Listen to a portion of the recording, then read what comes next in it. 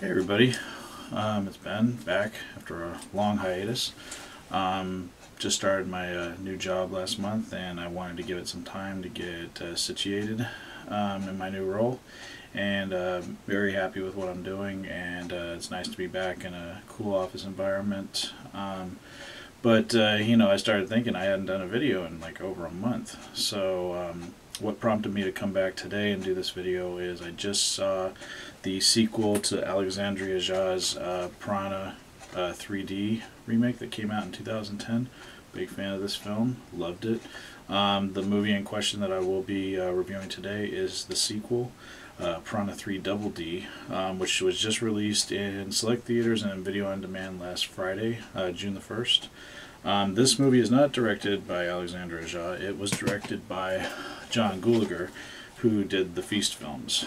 I have all three of them here. So stay tuned for my review of Piranha 3 Double D. The setup for Piranha 3 Double D is that it takes place 12 months after the Lake Victoria massacre from the first film. The piranha have found their way up into a new lake, which is right outside of a new water park called Big Wet that is about to open to the public. The film was directed by John Gulager. It was written by Patrick Milton and Marcus Dunstan, who wrote the Feast films. The cast is Danielle Panabaker from Friday the 13th reboot fame, plays Maddie. You got Matt Bush, who plays Barry. David Koechner from Anchorman plays Chet. David Hasselhoff makes an appearance as himself, and then you also have guest appearances from several key players in the Alexandria Aja reboot from 2010. They are Christopher Lloyd, he comes back as Mr. Goodman. Paul Scheer comes back as Andrew. He played Jerry O'Connell's character's cameraman in the first film. And then, of course, Ving Rhames comes back as Deputy Fallon.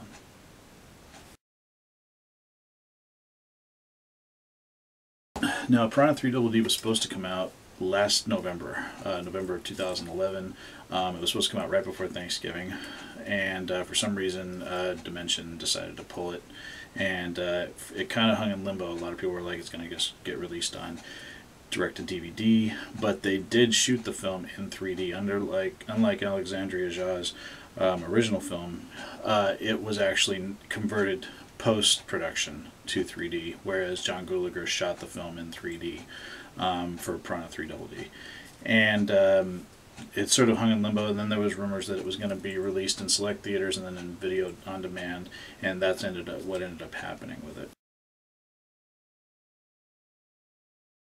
Piranha 3D was one of those rare remakes that I think, there's only a handful of them in my opinion, that was just awesome. I mean, I think Piranha 3D is probably one of the better remakes ever, and I think it just had this visceral quality to it while also having a really sick sense of humor, and it just worked. You also had great characters in it and great actors like Elizabeth Shue, who's still hot, and you had Ving Rhames. You had appearance by Richard Dreyfuss and Christopher Lloyd, two great actors.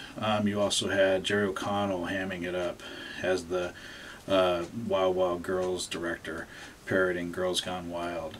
You had some great set pieces like the Lake Victoria massacre, where the piranha attack all the people that are swimming and doing the wet t-shirt contest and all this stuff. And you had some great effects with the piranha just tearing at people, tearing them apart. That's just very disturbing to watch. And, Alexandria Aja had also done the Hills Have Eyes remake. He'd done High Tension, which is very disturbing. And then he'd also done Mirrors, which I actually really like. So, I mean, I was really pumped to see Piranha 3 Double D, and did it deliver?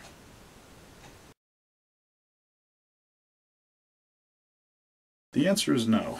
Piranha 3 Double D is a very disappointing film. Probably one of the most disappointing films I've seen in a long time. It just is way too over the top and stupid. There are many scenes in it that are just so reminiscent of Feast, because you have the same director and the same screenwriters. But yeah, it's just like, Alexandre Aja's film had, there was a serious tone to it. Even though there was comedy in it, there was still this threat of the piranha. And in this film, it's a joke.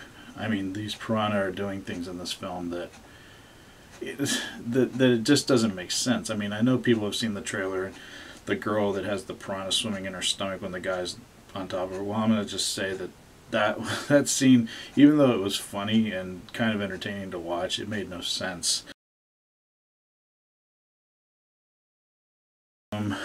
There were some things I liked. Danielle Panabaker, who plays Maddie, I did like her in it. She was probably the only character I really liked that was a main cast member. Everybody else was pretty much just horrible. It was nice to see Christopher Lloyd come back. He did a great job, as always, you know, being very over the top in Christopher Lloyd, Doc Brownish. But, you know, he offers some more insight into the piranha. And he still, one thing I thought was good continuity is that he still has the piranha that they captured in the first film in his aquarium tank. So I thought that was cool. It was nice to see Ving Rhames as Deputy Fallon come back. But the fact that he was hanging out with Jerry O'Connell's cameraman when they had no scenes in the first film, it just felt stupid. And the fact that, I mean, I know people have seen it from the trailer, that he has these like metal shotgun legs were just like, I'm like, what is this, Grindhouse? I mean, it was very dumb and just did not fit. It was nice seeing him in it, but that scene, you know, it was just pointless. The biggest disappointment for me in the film, though, is the actual attack at the water park. It is completely missed opportunities. Most of the good parts were in the trailer, but comparing that to the Lake Victoria attack in the original film, and bear in mind these films both had about the same budgets. I don't know how Alexandre Aja was able to pull that off with the limited budget he had for the first film. And John Gallagher couldn't do the same with this film. I mean, it's just like you see the aftermath and not what you saw in the first film, the carnage of the piranha attacking these people. And, you know, it was just a waste. It was just a wasted opportunity. There was no tension in this film at all. I mean, like I said, it's a very big disappointment for me. I was really looking forward to this film. To give it a score, I'd probably give it a 4 out of 10. I mean, that's, you know, there's a couple of parts I thought were funny. There was a couple of, you know, cool gore scenes, but the acting was horrible. I didn't care about any character outside of the Maddie character, and the returning characters from the first films, particularly Christopher Lloyd. But it's just, yeah, it was just a really sorry film. And, you know, I might pick it up just because I'm a completist, and that's a method to my madness. I like to complete my film series. I might pick it up just to have both of them and give it another watch someday, but initial reaction was it was terrible. Very disappointed in it. It could have been a lot of fun. But, yeah, I think they just, Dimension really made a mistake in hiring John Gallagher to do the film. It just didn't work.